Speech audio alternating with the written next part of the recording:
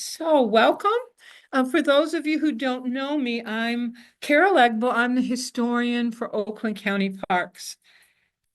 So, what do I do? What does a park historian do? Well, if you look right here, we have currently 15 parks. And my job, starting 10 years ago, slowly over time, is researching the land that the parks are on. Remember, parks were not born parks. All of our parks, every single one of them, were farms at one time, many of them collection of farms. So my job is to go back in time and trace the history of the parks. I start before they were farms. I start with indigenous history and move forward. Now, tonight we are celebrating Women's History Month. Here's what I've noticed. When I have looked, particularly in the old records, I'm talking the 1877 Oakland County history and in township histories, I found that in many cases, women are marginalized. They're not part of the narrative that was shared. Let me give you an example. Here's the 1877 Oakland County history book. It's online, by the way. It's all online. It's an interesting book. It has its issues, I will say that. One of them being the fact that there are 125 biographies in there. They're all interesting. Many of them that tell the story of how a family got here. But here's the problem. Zero are women. There's not one. And in fact, in many cases, when someone tells their story, they don't really mention much about their wife or their daughters. So I said, wait a minute, that was a mistake in 1877. And then we did another book. This is from 1891. This is the portrait and biographical album of Oakland County. And it was biographical sketches of prominent and representative citizens. Representative to me says you're representative of the people who are in a place. Well, this one had 640 biographies. Of the 640, only 5 are women. All right. And with one exception, they're all known as Mrs. So-and-so. Here's Mrs. Simon Stowell. So we don't even know what her first name was. So I've been on a mission for the last few years to try and find Oakland County stories of women connected to Oakland County history. And I'm finding some fascinating stories. Now, I had planned on doing tonight a Civil War widow, a doctor, and 2 teachers. I'm not going to do that.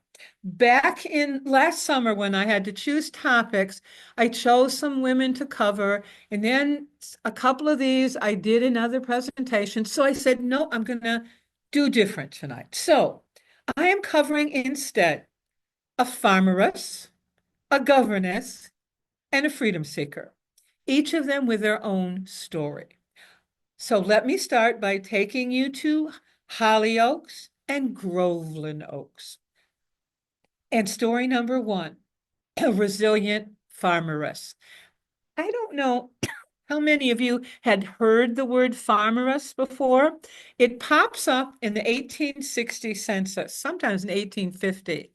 It was used for a woman who was running a farm. But instead of listing her as a farmer, which is what she was listed as a farmeress. And I was interested in tracing the story of a woman who ended up running her own farm in Oakland County. I thought that'd be interesting. So let me take you. Here's Hollyoaks, our ORV park. Right across the street, Groveland Oaks, where we have our great campground. Right here is Dixie Highway. And right here, huddled in the shadow of Mount Holly and Hollyoaks, across the street from Groveland, is Little Hadley Cemetery. It's a very historic cemetery. It's right on Dixie Highway. Some of you probably passed it, not even thought much about it. Very historic cemetery. And buried in that cemetery are Solomon and Grace Toby. And it was Grace Toby I got interested in as I found a couple things out about her. So let's start at Grace's beginning. On Christmas Day, 1819, Grace Campbell was born in Scotland, in the Perthshire Perthshire County, or Perthshire County.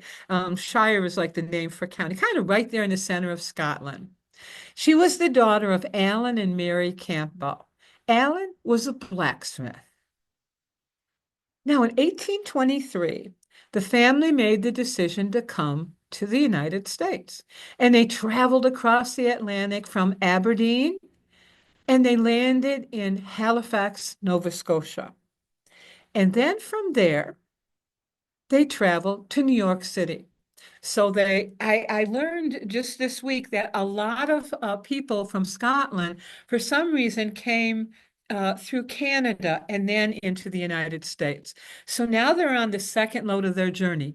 I don't know what the ship was that they were on across the Atlantic, but I did find out the ship that they were on when they traveled from Nova Scotia to New York City. It was the sloop McDonough. And I found them. I love when I find people on a ship's passenger list, a manifest. Here they are, Alan Campbell and Mary and four children. But then I found something even more interesting. Notice these records are often difficult to read, but somebody had done a transcription of the manifest, all typed out nicely for me. And there I could find Alan and Mary. And here the four children with their names were listed. That G. Campbell was Grace. She was 5 years old when she made the journey. You know, I have to think about my granddaughter's five, thinking about Elizabeth leaving home, getting on a ship, on a sailing ship across the Atlantic. That was not a pleasant voyage. And then just stopping and then getting on another ship and traveling to New York City. It must have been a scary adventure for her and her siblings. Now, here's what I found that was interesting. If we're looking at ships manifest for immigration around 1900, we're going to go to Ellis Island. But for these early ships, 1820s, 1830s, it's difficult to find passenger lists or to find a transcription. This is a group that I didn't even know about. They've been doing it for 26 years. They've been going through these early ship records and transcribing the manifest list. And sure enough, the family popped up at this website. So just something to think about if you're looking for somebody pre-1900. Well, now wait a minute. Let's go back here. Think how many people were on this little ship? Only 16. That caught my attention. I said, wait a minute. I think of immigrant ships with lots of people on them. Why 16? Well, it turned out I found a newspaper article about that sloop, and it was small, and it really wasn't a passenger ship. You can see what it was carrying. It was carrying stuff. It was carrying goods. And so they had decided to tuck in some people among the boxes and the barrels, and that was the ship that they were traveling on. Now, they didn't stay in New York City. They moved from there to New Jersey, where Alan Campbell started up his blacksmithing business. And they would stay there for a little while. It would be 1832 that Alan Campbell decided to make another move. They had what people called that Michigan fever. People were talking about this Michigan territory where there was opportunity. And so the family took a wagon up to Albany, New York, and then they got on a flatboat, traveled down the Erie Canal to Buffalo, and then they got on a sailing ship and crossed Lake Erie and made it to Detroit. Again, what an adventure for children. Now what happened? 1833. The family left Detroit and traveled up a very rough wagon road into which today is Dixie Highway, traveled up the Saginaw Road into Groveland Township. And they will settle in the far north of Groveland Township. Alan Campbell will take 160 acres up there in the northern part. Well, then I wondered, is there any stories about any history about these early events in Groveland Township? So I went back to the 1877 history. The only event I could find was this. about the first dance in Groveland Township, that it was held in 1834 at the house of William Husted on the Saginaw Turnpike, and he happened to live just about a mile from the Campbell family. It said that that night they couldn't find anybody to play a fiddle, so there were two women who sang two songs all night long. I thought, what a story. This people in this log house all having fun together in 1834. That was the only story I could find. But then I learned 1835, Grace married Solomon Toby. Now, the book had something about that. It said, technically, as far as they know, that was the first marriage in Groveland Township. So it turned out that my Grace Toby I was researching had actually been the first woman to be married in Groveland Township. Now I ask myself, where did they meet? I always wonder when people marry, how do they know each other? Where did they meet? Think for a minute about what you just learned about Groveland. I am convinced they met at the dance. Everybody would have been there. And there were very few people in Groveland at that time, not many at all, only about 6 families. So I'm convinced they met at the dance. Well, now, Solomon Toby had come with his brother John from New York with their parents, Lot and Christine Toby. Now, it turned out that Solomon Toby in 1836 took his own little farm, 40 little acres right there, south of the Campbell farm. And John Toby, his brother, took another 40 just to the west. So at that time, Solomon and Grace moved into this little 40-acre farm, and I would bet any money that they had built a log cabin for that. Now, by now, however, Grace's parents had moved further to the south. And they'd only been in their land 2 years when they sold it and bought another piece of land to the south. But look how close they are. Grace had maintained this closeness to her family once they got there. And I think she was very happy that now they were even closer to her. Now, 1936, we have what was the first in a string of tragedies that Grace faced in her life. And that was when her father-in-law, Solomon's father, Lot, was killed.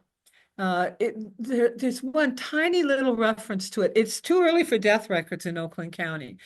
Too early, we don't have death records really till 1867. I find a tiny little reference that he was accidentally shot by a neighbor. But somebody had added to that history that there were questions about it. So there's nothing to know what really happened. But what I do know is that he was the first burial in Hadley Cemetery. That's what really began the cemetery. Hadley family gave land so that they could have his burial. Now, by 1850s, Solomon had done what?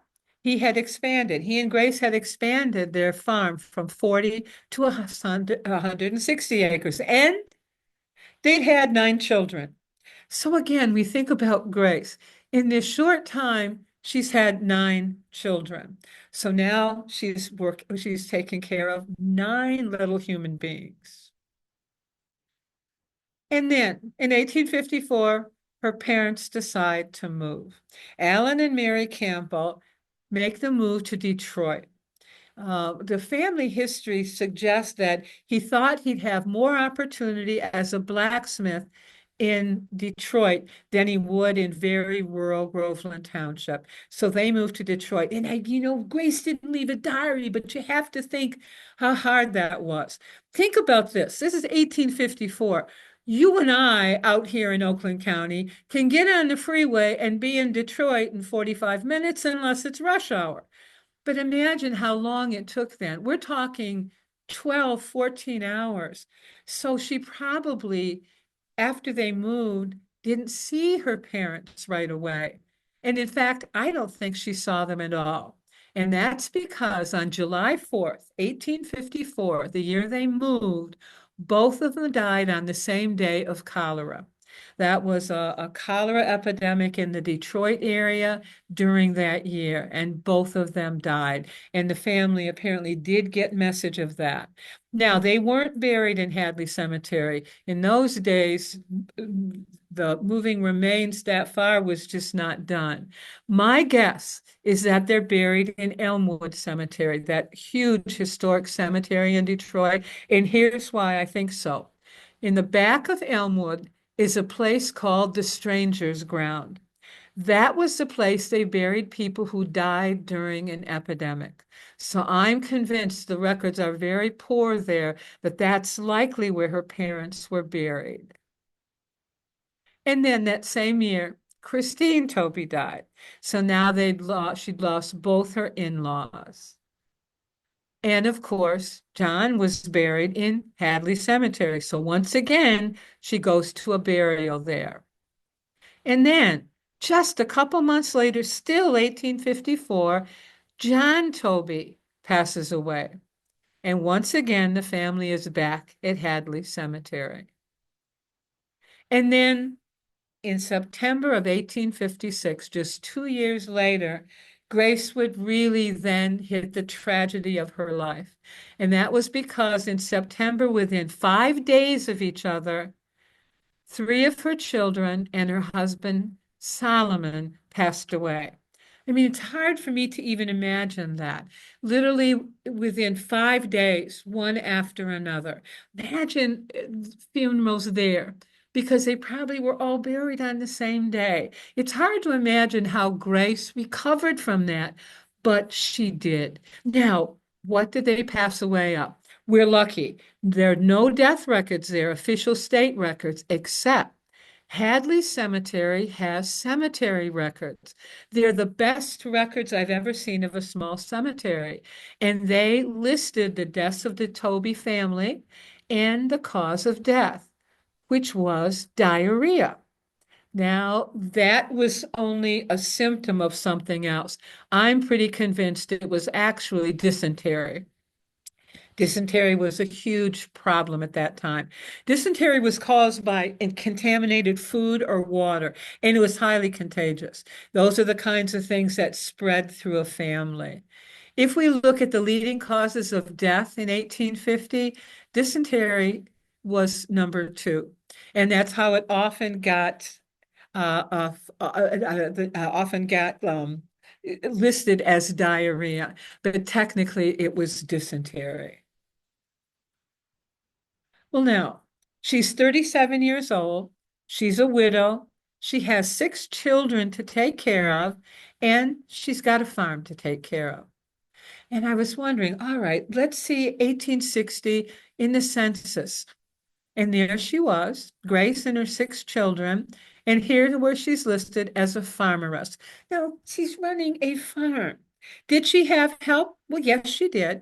Her son, Lot, was 16, and she'd actually hired a local friend, a young man who'd grown up just a couple miles away, George Marsh, as a farm laborer. But I was curious. She had two people, a couple of farm hands, and certainly the girls could have helped with things too. But I wondered, I'm not a farm girl. What did it entail in the 1860s? What did it mean? How many cows did she have? What did she have to do? Well, we're lucky because we can find out. We have agricultural censuses for 1850, 60, 70, and 80. So we didn't just count people, we counted pigs and sheep. And we also had a list of what they were growing. So by looking at here, and here was Grace with the other farmers listed, and I learned that she had 4 horses, 5 cows, 2 working oxen, 5 pigs, and 67 sheep to take care of. I struggle with my 3 Basset hounds, and yet look at what she was taking care of. Now, she was growing mainly wheat, but she had devoted some space to corn, oats, and potatoes, which, of course, all these crops have different requirements, different needs. I learned that that year she had produced 228 pounds of wool. Now, keep in mind, that's stuff that all has to be sheared by hand. She had produced 450 pounds of butter. that she could put up for sale. She was trying to create another source of income for her farm. And remember, that's all hand churn. And then I found something for the first time in an agricultural census for Oakland County. She had produced 30 pounds of honey. We just did beekeeping in 1860 was just getting started in the country. And now I'm wondering, what kind of hives did she have? I got to do new research. How had she learned something about gathering honey? Had Solomon had that skill? I have no idea, but it makes her farm very unique. So look at what she was doing. Look at all the things she had to do. But then, 1863, it got far more complicated for her because her son Lot and her farmhand George Marsh both enlisted in Company K of the 8th Michigan Cavalry, literally on the same day. Now, that's an interesting company. By the way, a regiment is 1,000 soldiers, and it's made up of companies that are each 100 soldiers. And what happened in Oakland County is someone like John Baird, who was living in Holly, he decides he'd like to be an officer, and he raises his own company of local guys and fights in the Civil War with that local unit. So if you look at Company K, there's loads of guys from Groveland and Holly and Rose and Springfield because he had raised that unit. And these guys were neighbors and they enlist together. But now think about this. Now she's got all that stuff to do, and her two farmhands are gone.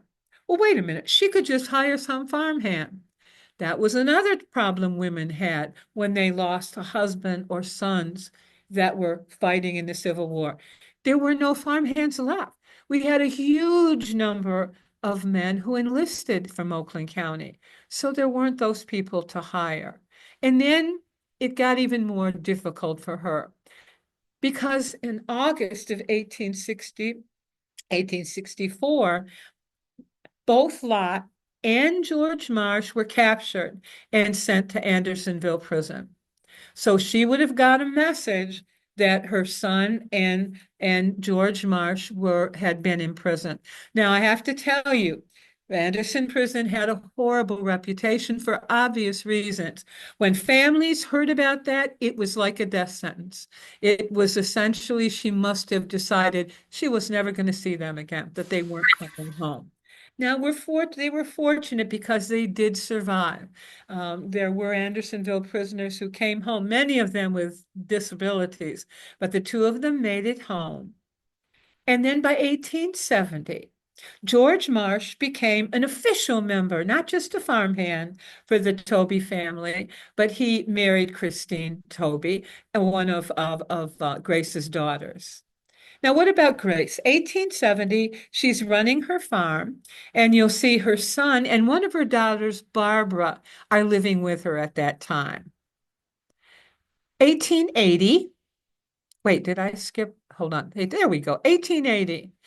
I found her down here. She's the last person who was written into the Groveland census. She was the last house they visited. But here was something. She was living by herself at that time in 1880. I found her here. You can see she's the only one in the household, but what's she doing? Now she has turned into a farmer.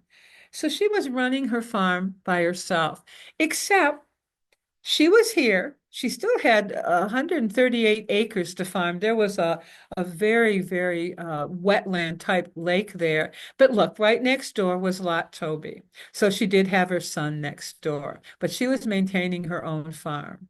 And then I began to look in newspapers to see if I could find any mention of her.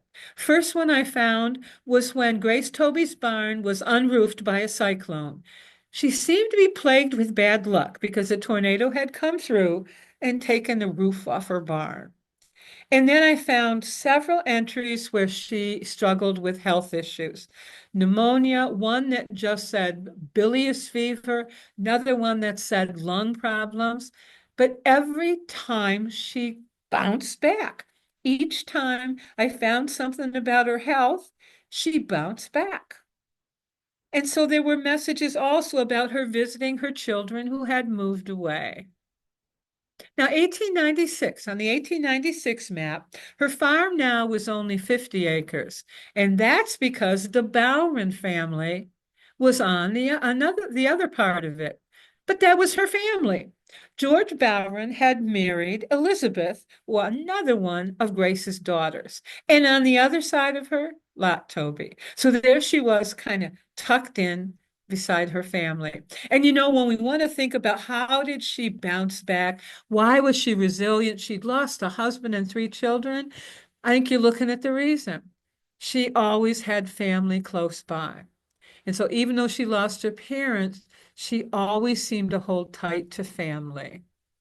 Grace will die just 2 years later. She'll be 2 weeks short of her 80th birthday.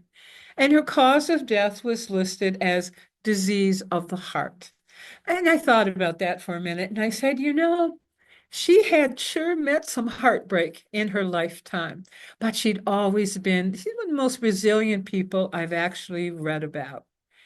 So then if you go to Hadley Cemetery, there will be her gravestone. But think about that. There's so little information, literally her birth date and her death date. But imagine how much more there is to Grace Toby. And that makes me think of this. When I look at this picture, I see stories. I see stories of people like Grace Toby. And it's so important. That's why local history is so important. Bringing back the stories of the people like Grace. And now let me take you to Addison Oaks. Story number 2, the search for the Buell family governess. This turned out to be like putting a puzzle together to find in one piece at a time. And you'll see how that happened. Here's Lawrence and Cora Buell.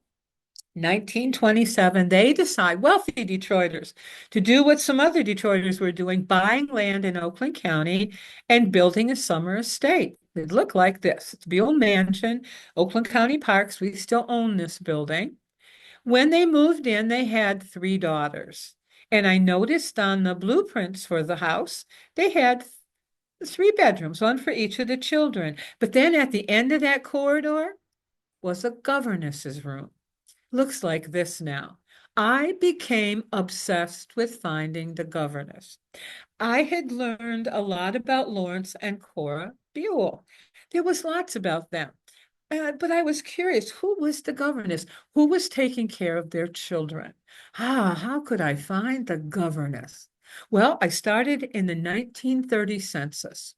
And here was Lawrence Buell. And then a little ways up, I found a listing that I knew were people living in the Buell house. Why? All the numbers matched. The address, the household number, all the numbers matched. And sure enough, there was a servant there, and then a woman listed as the governess. And her name, Martha C. Abruti. Ah, she's French, I said. Oh, that gives me some puzzle pieces. But then I remember the 1930 census has a lot of information. It had her age, so now I know the year of her birth. Oh, her place of birth. She was born in France. Not just a French heritage, she was born in France. And over here, her year of immigration, 1919. And then a column here that a lot of people skip. That's a naturalization column, and it's very important because that tells an immigrant status. And a PA stands for first papers, which meant she had begun the process of becoming a U.S. citizen. And you didn't do it overnight. But here's what a PA means. There's going to be a paper trail. There's going to be online a paper trail. So that I added those puzzle pieces in and began the search for a paper trail. And sure enough, in 1931, when she began began the process, and she had put a paper in called Certificate of Arrival, which confirmed 1919, but it told me the ship she was on. Oh, it was like Grace's family, where I had actually been able to know the name of the ship. So I had the name of the ship. Wait a minute, I said. I'll bet she came through Ellis Island. So let me look for information on her there. Input her name. Now, big clue for Ellis Island. When you search, always click that button, alternate spellings. You know that many of us had our names misspelled at Ellis Island. So you want to click that because what it's going to do then, it's going to search for anything close to her name. And sure enough, her name had been misspelled. The U had been misspelled as an N, and that's the only way I would have been able to find her. But Ellis Island often has pictures of the ships, and there's the ship she was on. It's amazing to me when I'm researching someone and now I'm placing them on a ship that's going to cross the Atlantic. And then the manifest, once again, a passenger list. This gave a little more information that she was a teacher. Ah, that would make sense. She comes here and becomes a governess. She was 5'6" tall with black hair and green eyes. Now I could begin to see her. More puzzle pieces. And then the next paper I found wasn't a citizenship paper. It was another ship's manifest, but she was on a cruise boat. I said, wait a minute, what is she doing on a cruise boat?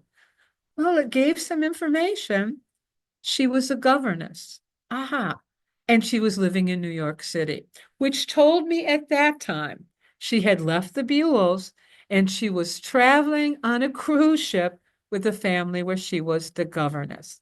Now, wait, I said, I have an address. I'm going to find out where she was living in New York City. And here's the apartment building. These were ritzy apartment buildings during that time period. There were about 12 apartments here. I still haven't figured out the family she was working for. I will eventually do that. That's kind of going to be complicated. But now I knew she had one time lived in this apartment building.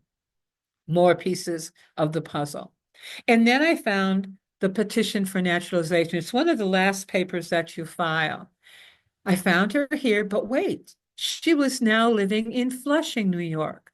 She had moved at that time. She had made a move, and she was living, well, it told me, with the Vincent Corsala family, an Italian family. Well, it appeared that for some reason, maybe the children had grown up. She had no longer, it appears to be, was being a governess.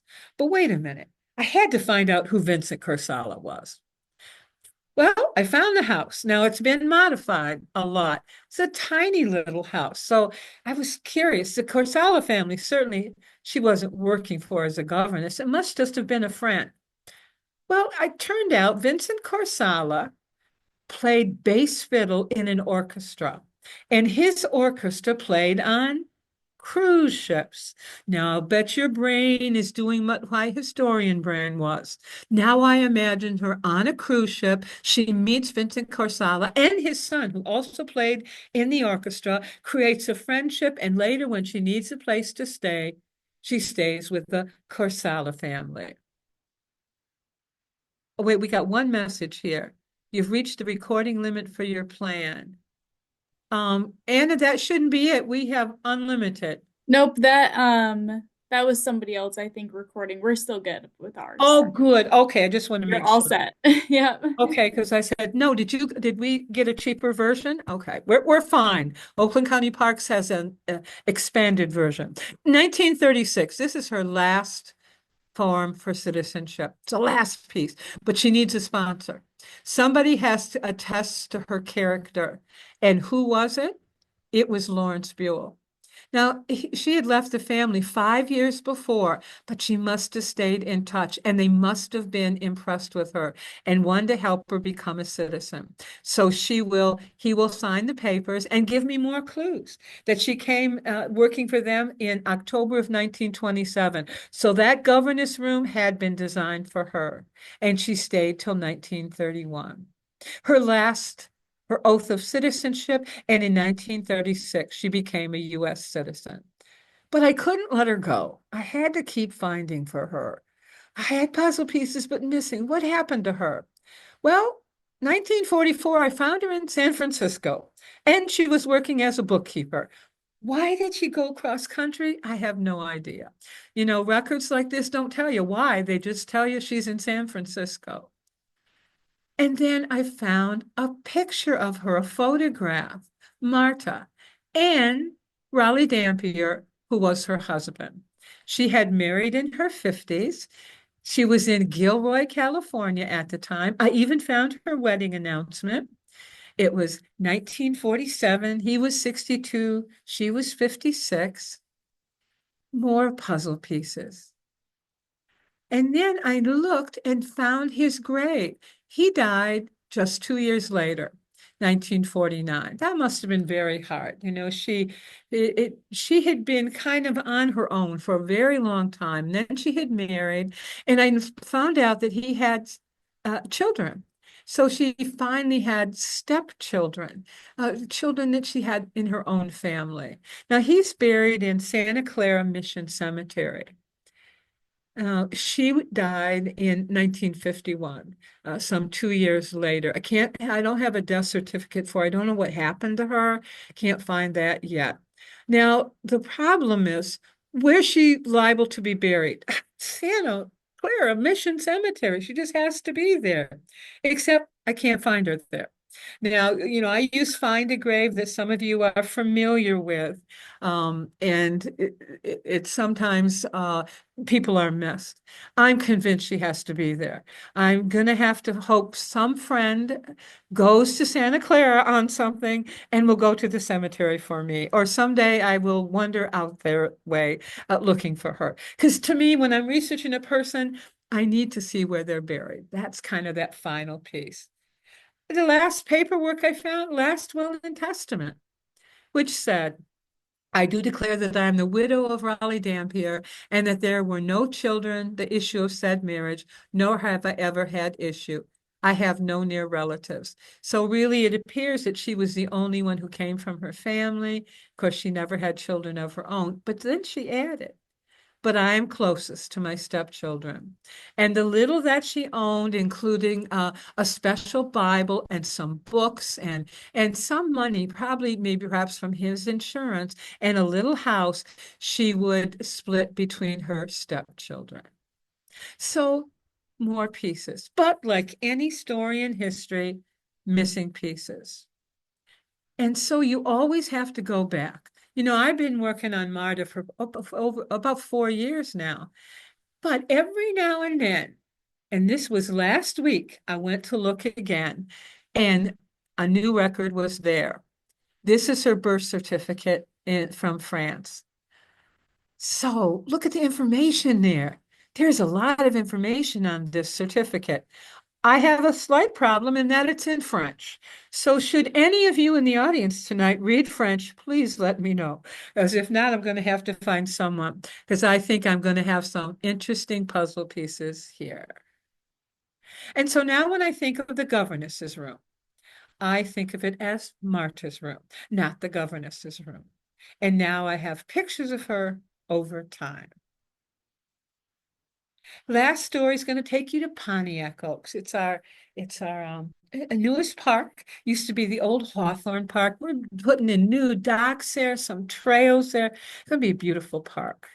And story number 3 is, oh, I just saw that my good friend Darla can read French. I forgot she's a French teacher. Oh, I'm saved, you guys. I'll keep you all in touch about what we're going to find out.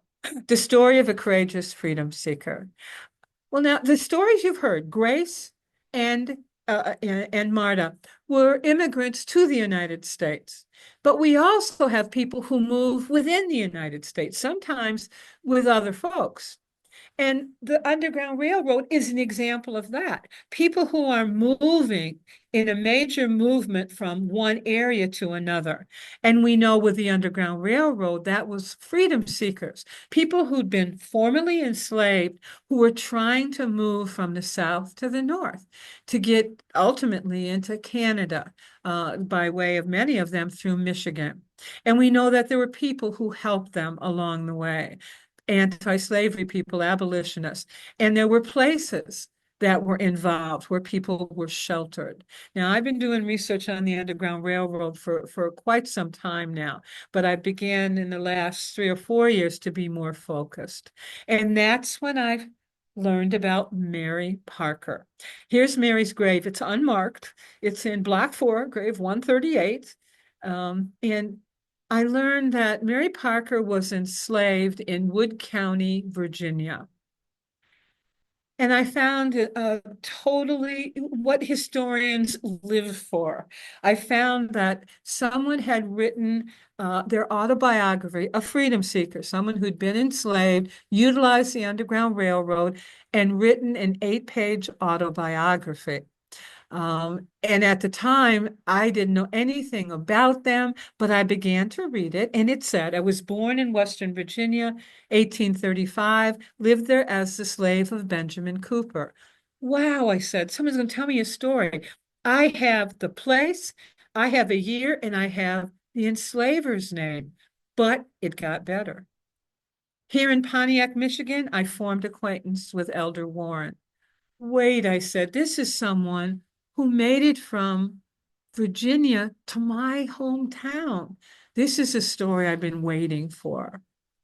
So the first thing I did was try to find Henry Parker in the census. The Pontiac 1860 census will drive you crazy. You can see it's very difficult to read. But in transcribing and lightening and darkening it, I found Henry. But with Henry was, and it fit him, by the way, was a Mrs. Parker. Looking at the age, I said, this had to be his mother. And then there were two women, young women there. I said, wait, that was sisters. Then I went back to the autobiography and he said, I would take my mother and sisters and find a home where we would be free. And it turned out that this was a family who went together. That was not the common pattern. 80 to 85% of people who utilized the Underground Railroad were young Black males. It was just too difficult. And for a family to try and do it together is not the case. But here was a family that did. Well, I had to find out more. I had to find Benjamin Cooper. And I was lucky. I hit a Pioneers of Wood County essay someone wrote. And sure enough, Benjamin Cooper had a family history there. It even told me where his farm was located, along the Tiger Creek, Kanawha River. Well, I had to get a map. Here was Wood County, here was the Tiger Creek, and here was the Little Kanawha, and here was where they met, and that's where his farm was. For this time, I'd been researching freedom seekers, but never been able to trace them right to the spot where they'd been enslaved. But now I had found them. Well, what else could I found? Well, Benjamin Cooper, I found a wedding. Whoops. 15 minutes, all public computers are shut down at that time. That was the warning. We're still good. Don't you worry. Benjamin Cooper, I found a wedding. He married a woman named Virginia Langfit. And this is a time when you think, you know what? How important is this? His marriage. Is it not going to tell me much of this Parker story? So, but I put it in a folder on my computer and said maybe it'll become important later. But here's what I was looking for.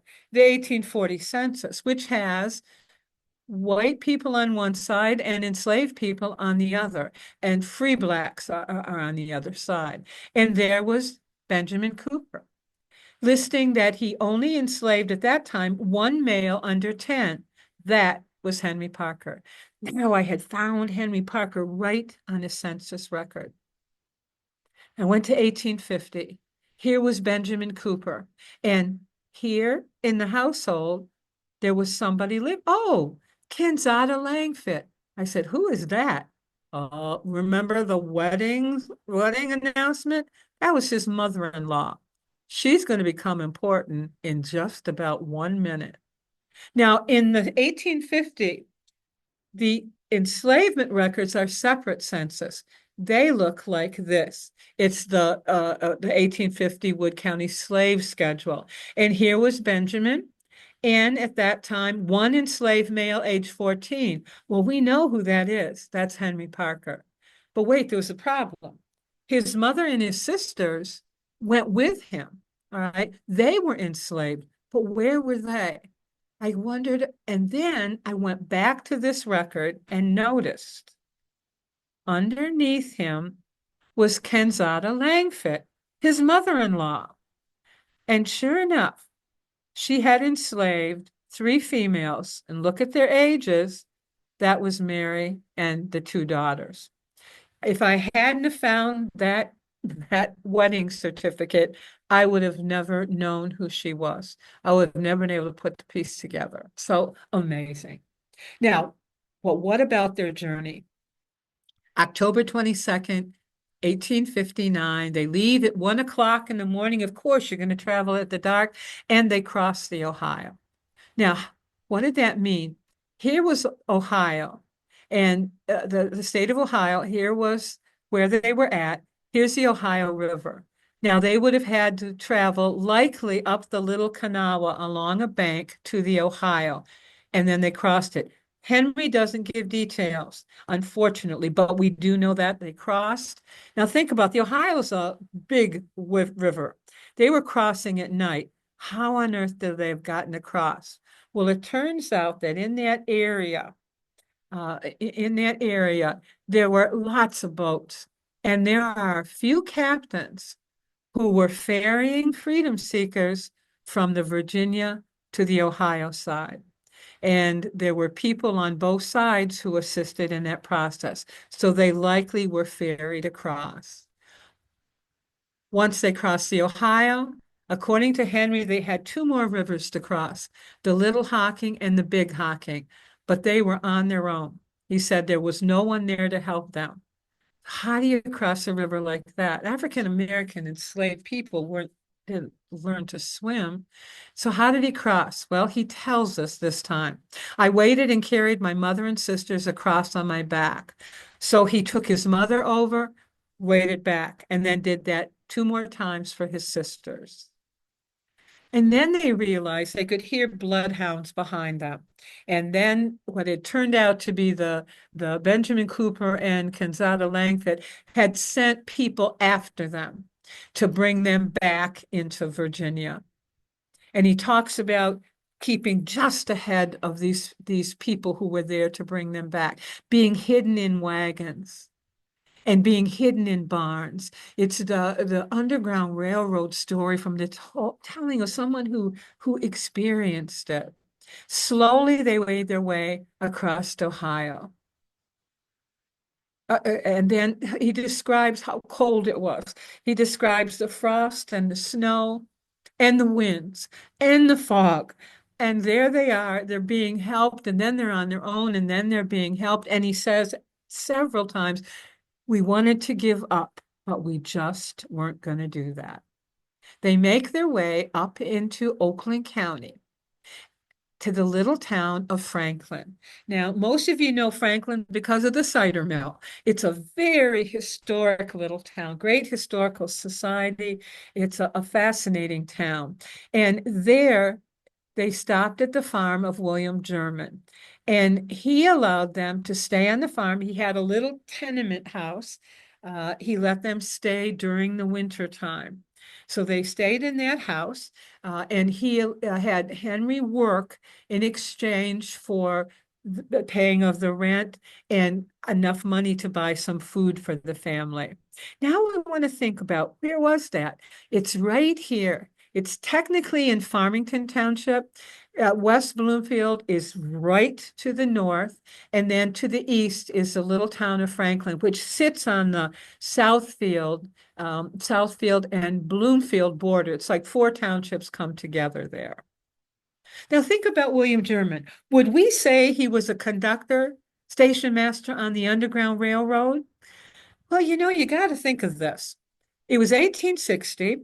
The Fugitive Slave Act was fully enforced. You could be charged $1,000. That's the equivalent of $40,000 now if you got caught helping freedom seekers. And clearly, he didn't shelter them for one night, but about 2 months. So clearly he was anti-slavery. He's like the forgotten people of the Underground Railroad, these quiet little farmers who never made big deal later in their life about how they helped. And it's just kind of cool that we can kind of remember him in this way. Now, by spring, they will move into Pontiac. In 1861, they will become founding members of the Newman African Methodist Episcopal Church, and be lifetime members, particularly Mary and her daughter Martha. 1861, Martha will marry. She'll marry David Jackson. He got to Pontiac, I found a record, 1858. Where was he from? Wood County, Virginia. I got to wonder if David Jackson somehow knew the Parkers ahead of time, and that's why they ended up there. I haven't been able to prove that yet. 1862, Henry Parker, her son, starts to go blind, and he hears about a Cincinnati doctor who's been curing blindness, and he decides he's just got to go there. He has no money, not enough to make that trip. So the church, the fledgling, small little congregation of the AME Church, with the help of the minister Warren, raises enough money that he can go. He goes to Cincinnati. He spends 2 years under the care of the doctor, but it's not successful. He does go blind, but he becomes a minister in the meantime. I found several articles that talk about the blind evangelist, and that was Henry Parker. Now, sadly, just a bit after Henry leaves for Cincinnati, Anna Parker will die. She dies of tuberculosis. Now, she's probably buried here, but there's no record. Katie Neal, who's here tonight, and I have been going through records like crazy, the Oak Hill records. We can't find her yet. She's just not listed, but this would have been the only place. She was probably buried in what they call the Potter's Field, where people who couldn't afford the burial, she was probably there. We're still working on that. Now, Mary then will move in with Martha and her son David. Probably a little house that looked like this. It's gone. It's gone now. But I did find where it was. This empty field on Wesson Street was where their house was. Unfortunately, David Jackson will die in 1885 of typhoid fever. Everything I could find about him tells me he was an amazing person. He's the only African American I found in the 1870s or 1880s with 2 obituaries that talked about who he was. Now, he will be buried at Oak Hill in an unmarked grave in Block 1. Now, Mary will continue to live with Martha and the small house on Wesson Street. Martha will be a laundress, taking in laundry. African-American women didn't have many options at that time. So she's doing other people's laundry. Now, Mary will die at age 94. Think about that. Think about what that woman experienced in her lifetime. Think about what she saw in her lifetime. I just wish somehow I had something where Mary had told her own story. But at least Henry told enough that we know something about her. What did she die of? The flu, influenza. Now she's buried here again in an unmarked grave in Block 4. And they're waiting to check out if the circulation can exit the building. We're reopen tomorrow at 9 a.m. Thank you. That was our last warning. We're good. We're good. Now, Martha Jackson will die just 2 years later. She'll die of nephritis, kidney disease. And she'll be buried next to her husband, David Jackson, in an unmarked grave in Oak Hill Cemetery.